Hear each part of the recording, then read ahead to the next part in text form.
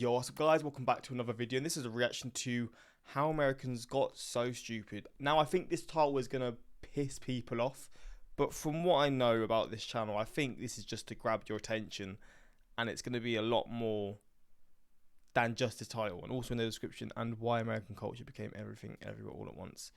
I'm interested in this because I see this just been like made. This video is literally a day old, and it's a pretty out there title. You're asking for dislikes, but to be fair, the like to dislike ratio is not too bad. So I guess it goes into details that are more in depth, and it's also not focused on this. It's just, I don't know, to be honest, I don't know. But we're going to check this out and see, because you do see videos, especially of like people like in the US, they'll like ask questions to, and I think it is typically younger Americans, and they'll just have silly responses. But to be fair, there's a lot of things that I've reacted to that I've had no idea about, and a lot of people have taught me in the comments or through videos.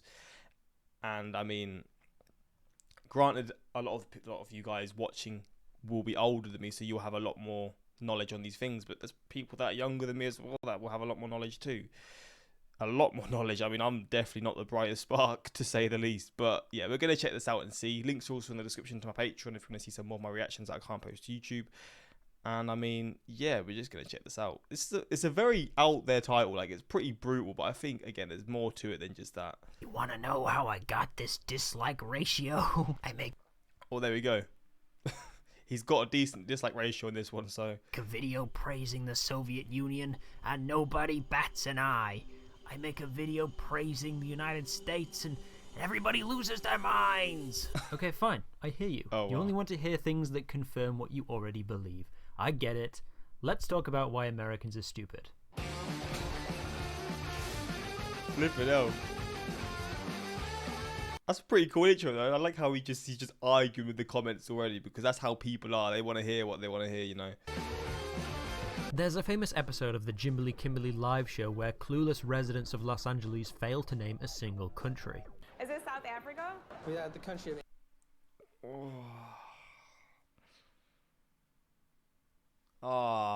Asia. Greenland or Iceland or something? Although Wait, he pointed at Russia and saying it's... Wait, 8. The country of Asia. Oh, he called the country of Asia. Oh. Greenland or Iceland or something? Well, They have moved the maps, to be fair. these are no doubt cherry-picked, and I'm sure if you stood in a big city all day and shoved a camera in people's faces and asked them questions, you'd be able to find 3 minutes worth of people who couldn't answer on the spot. Miss, for $1, name a woman. Name a woman? Yeah. But the stereotype that Americans are ignorant about the wider world is That's what I was talking about. There's this channel that I've seen before. He does so many videos on this sort of stuff all the time. But I mean, yeah, it is pretty rough. But you could, I think you can go to any. Maybe it's not actually. I don't know. When it comes to countries, that's probably one thing that I'm quite good at. So I'm speaking of someone who has got a bit of knowledge on that. But he does so many of these types of videos on college students specifically. about the wider world is largely true.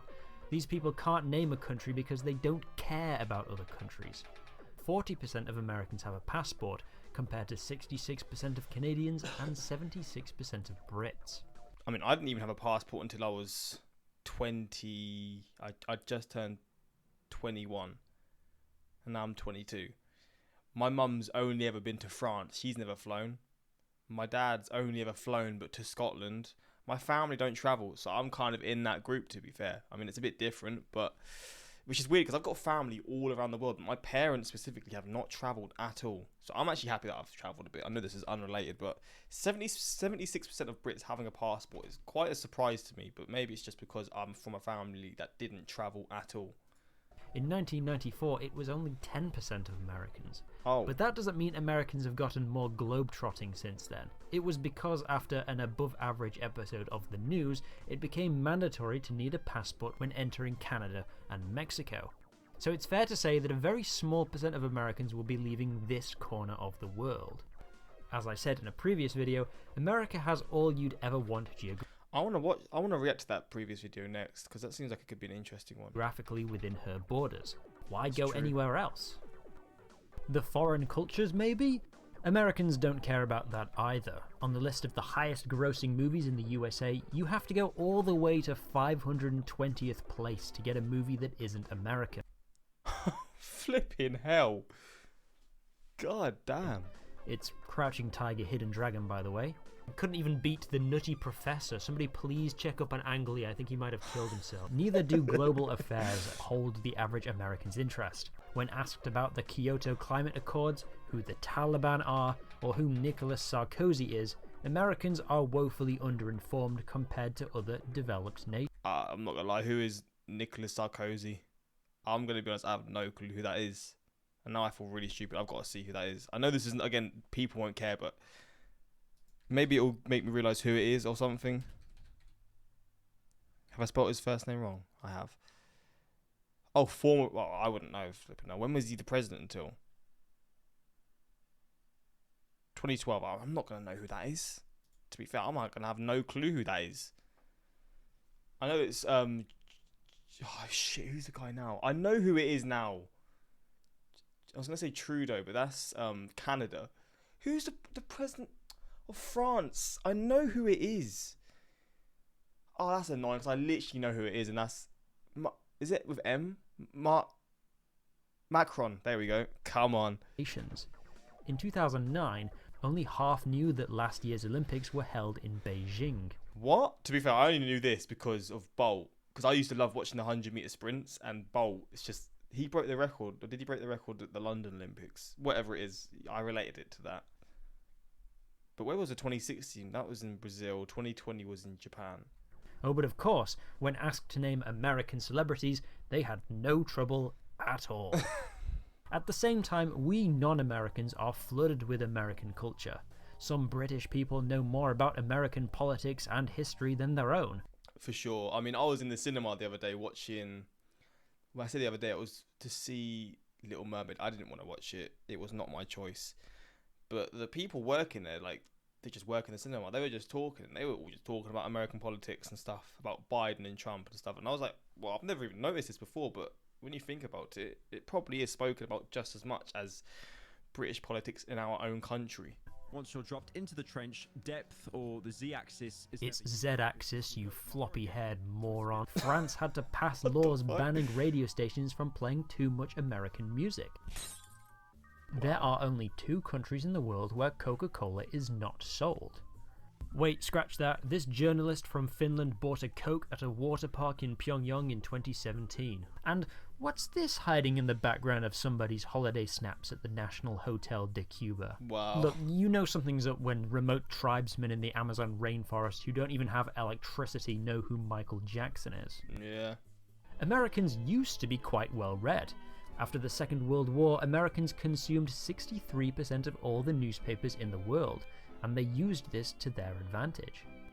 In 1948, the newly formed United Nations created a list of human rights that all countries should strive to uphold. One area that Americans were particularly interested in was this one, Article 19. Everyone has the right to freedom of expression and opinion, and receive and impart information and ideas through any media and regardless of frontiers. What the USA wanted was a completely level playing field. Anyone can buy any media from any other country. A global free market of ideas, released from the shackles of censorship. For if anyone can gain access to the truth, we cannot be marched into the same kind of ignorance and intolerance that characterized the Axis nations of the war. This is admirable. Freedom of speech is a core value of the United States and many other allied nations. But some delegates, like those from India, questioned the US's motives.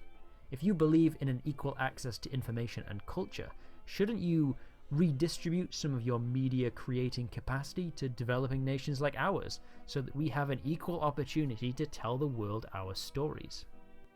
The Americans would not budge. Of course, they knew deep down that India was right.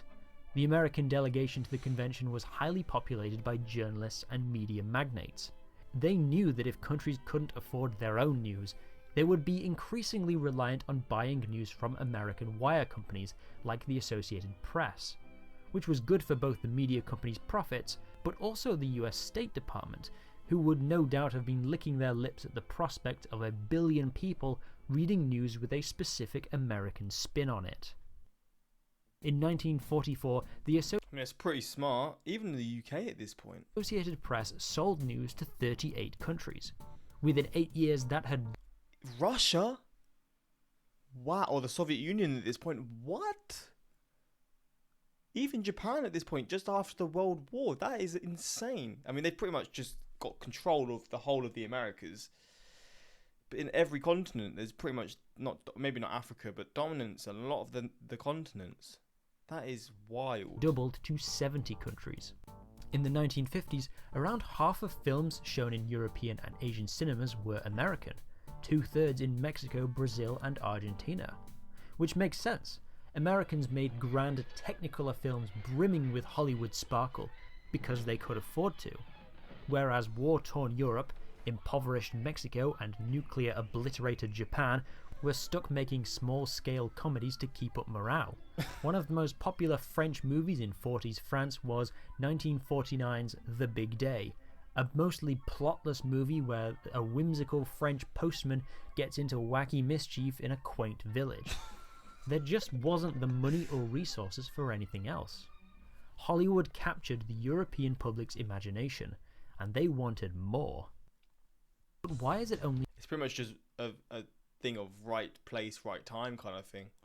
Just the perfect time to do this, because even to this day, it shows all the culture and stuff is based around, a lot of it's based around the US, and I guess it stems from around this sort of time when they took advantage of their wealth. a one-way street? Because while you can do or say whatever you want within the United States, the Constitution also says that the American government can regulate what goes in or out. During the Cold War, anything that might be considered communist propaganda could be seized by the post office and never delivered. Books or even souvenirs from communist countries, for example. Pamphlets criticizing US foreign policy. Immigration reached a low point in the early 70s, with only 4.7% of Americans being foreign-born, limiting Americans' interaction with different cultures. Obviously, it wasn't totally like North Korea. Plenty of foreign movies and music were allowed into the US. But the media that caught on was either already Americanized or so plastically exotic that it doesn't really say anything about the culture where it's from.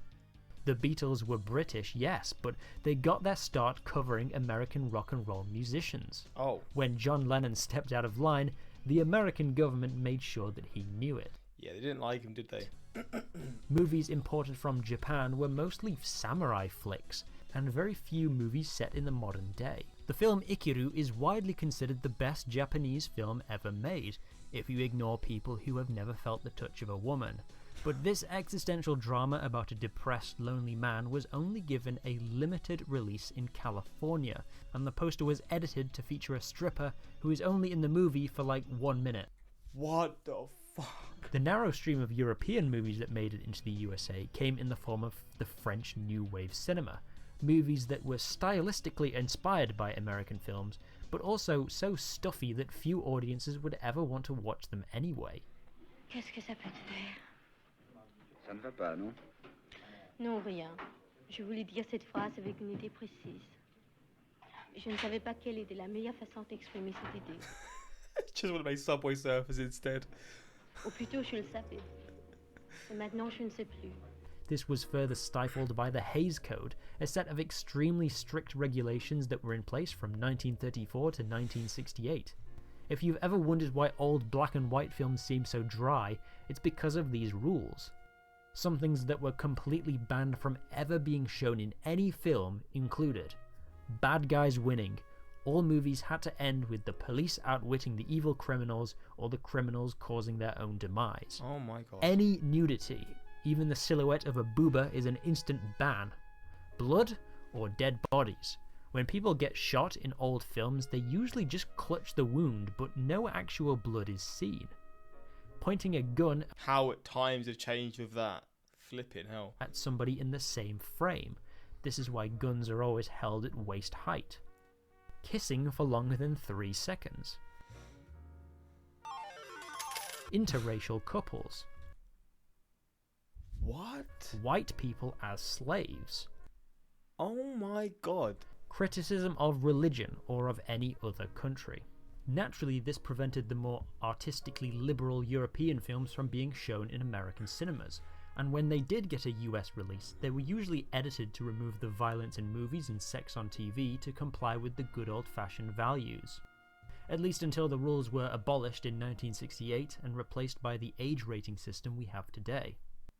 Even as the Cold War ended and the internet gave Americans unparalleled access to the rest of the world and all of human knowledge, they still preferred to hang out on a handful of American-made websites dominated by Americans. I mean, to be fair, let's just go back. Let me see the websites that I use. Preferred to hang out on a handful of Google. I occasionally use Reddit. I'm not on it a lot, but I do occasionally use it. American. Amazon I use. PayPal I do use. Twitter. It's not Twitter anymore, but I use. Made websites. eBay I've used like twice. I've got an iPhone. Dominated by Facebook I used to use. That was my first social media site that I used, and then I hate it now. Netflix, of course. IMDb, I mean, I've definitely gone on it before to see, but I don't really care for it. Americans. Twitch, I used to use. I don't really use anymore. Pinterest is probably the one that I don't use. I don't think I've ever used Pinterest. ESPN, I've never used it because I don't have ESPN. I've used other sites. Steam, I do use that a lot. I mean, I don't use it a lot, but I play games from Steam a lot. Yahoo, I've played it occasionally, I've used it occasionally, but I always change it when it's my home. Like, it's my home. Because it always tries to be your the main search browser for you, but I don't want to use it, or search engine. But yeah, Google for me is just easier to use, better to use. The insular culture of 20th century America has carried over to the 21st. Tightened border security after Septiembre Undécimo means foreign musicians can have a hard time getting visas. Was that about 9/11? I think it was. In 2002, the touring visa of a German orchestra was cancelled after it was discovered the cellist had a criminal record for shoplifting a pair of tweezers in 1991. What? When they tried again for a visa in 2004, the cellist had to undergo an hour-long interview with Homeland Security and had to... You know what? I respect it. It's your country. Do what you got to do. But god damn. Bloody hell, an hour interrogation about a tweezer. Physically pick up his visa from the US Embassy. Global cultures might be more present in American media, but they're always through the lens of American characters, such as The Last Samurai starring Tom Cruise, where he plays a white guy in 1870s Japan. 7 Years in Tibet, another American in China. Indiana Jones, American in Egypt. The Bourne Identity, American in France. Inglourious Bastards, Americans in German-occupied France. And for the ladies in the audience, Mamma Mia. For a movie set on a Greek island, there's not a single Greek person in the entire movie. Is there any hope for America? To be fair though, I mean, what's the film coming out soon? It's about the French Revolution, and they're all Americans in it, right? Or are they all British people? I think they're British people, but it's an American. What's the film called? I literally saw it before I saw Oppenheimer. I just want to see. Biggest. I'm trying to think of the most well-known. Oh god. British film, and then I want to see if it's grossed in the US or something. I guess you've got things like. But are these films made by British studios? Star Wars Force Awakens is British. What? Okay, they're not British films. They just got British actors. Is that Monty Python? I think it is. I don't know where they'd rank, to be fair, but the fact that he said you had to go 500 before you got one was pretty insane. Or are they destined to be a stinky, dumb redneck country forever? Maybe. Jesus Christ. In 2000, 92% of the music in the USA Top 50 was American. Yeah, but I think this also dominates charts around the world. That's just how it is, right? Maybe not in with younger generations for sure, it definitely dominates the charts. Even in the UK, it will dominate the UK charts, a lot of it. Also, it'll be a bit more mixed, don't get me wrong. But it definitely will have a large majority. But also, if it's the US charts, of course it's going to dominate. I mean, in the UK, I guess the UK, I don't know. I've not looked at the charts for ages, but I'd assume, and even now, it's probably 60% American, 30% English, and then 10% other countries. making it the second most insulated market in the world after Pakistan. Damn. But today it's more like 60%, Oh. with Brits, Canadians, Latin Americans and Africans making themselves more seen in the charts.